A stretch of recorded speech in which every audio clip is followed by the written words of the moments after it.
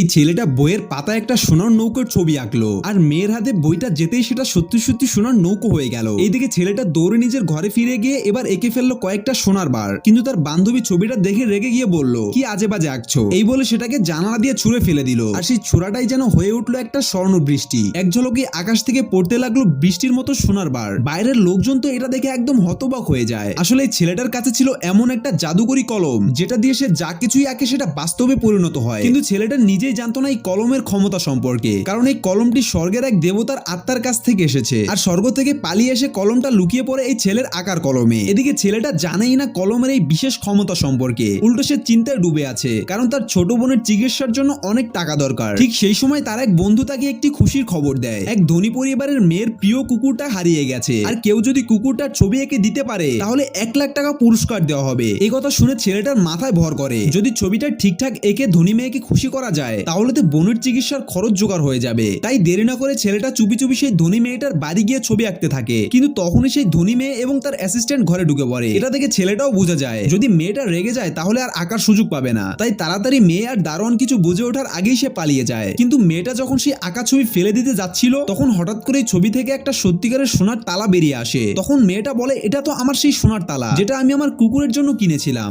দ্বিতীয় পর্বের জন্য সাবস্ক্রাইব করুন।